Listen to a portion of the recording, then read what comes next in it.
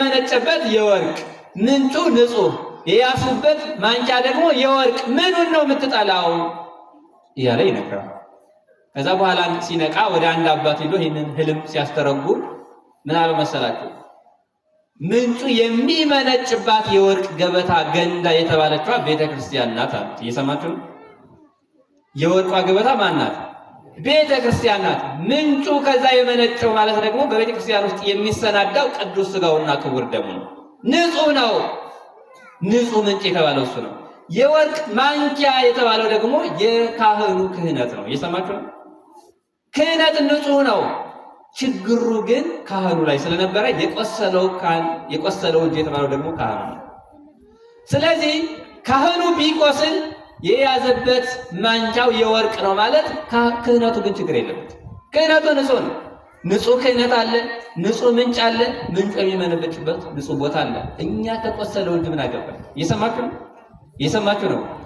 ለምን ታደርጋለህ አለው። ገባው ነው እንዴ? ለካ እንደዛ ነው። ለካ ያለ ማወቄ ነው። ቤተክርስቲያን ንጹህ ከሆነ ሥጋው ደግሞ የሚለወጥ ከሆነ ክህነቱ ንጹህ ከሆነ ከሰውየው ምን አለኝ ብሎ ሄዶ መቀበል ጀመረ። ወደ ቤተክርስቲያን መጣ ይላል። አየህ፣ በሆነ ሰው ምክንያት ከቤተክርስቲያን አትውጣ። የሆነ ሰው ቤተክርስቲያን አይለውጣት።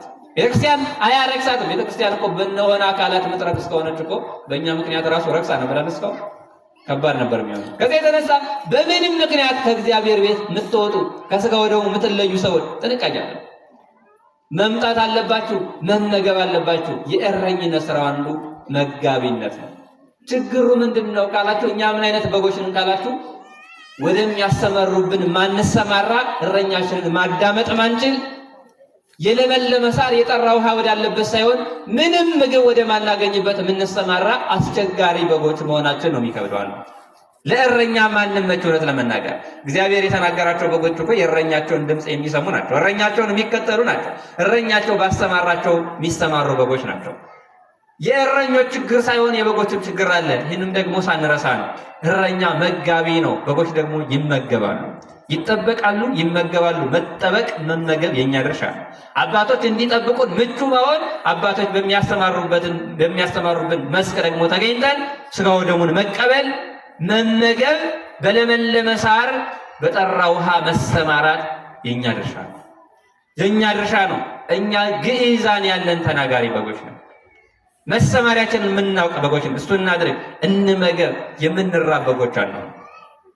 ከዛ በኋላ ያለውን እንዳልኳችሁ እንድንሰማራ ካላደረጉ፣ እረኝነታቸውን ካልተወጡ፣ ቅድም የያዕቆብን ታሪክ ነግራችኋለሁ። ሌላ ባይ ከፍሎ እንደነበረ እግዚአብሔር የሚጠይቅበት ጊዜ ይመጣል። ከዚህ የተነሳ ጥንቃቄ ማድረግ ነው።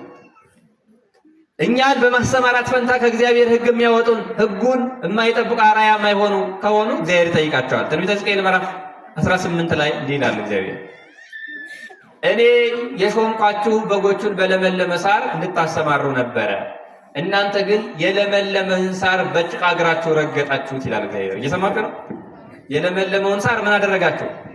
በእግራችሁ ረገጣችሁት። የጠራውን ውሃ ደግሞ ወአንተግሙ፣ የጠራውን ውሃ ደግሞ አደፈረሳችሁ።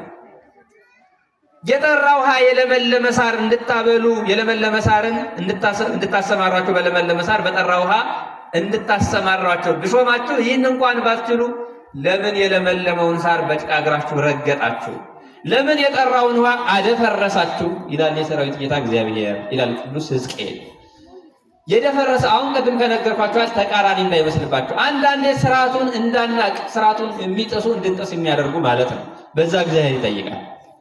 ካህናት እረኞች እኛ እንጠየቃለን፣ እናንተም ግን ትጠየቃለን።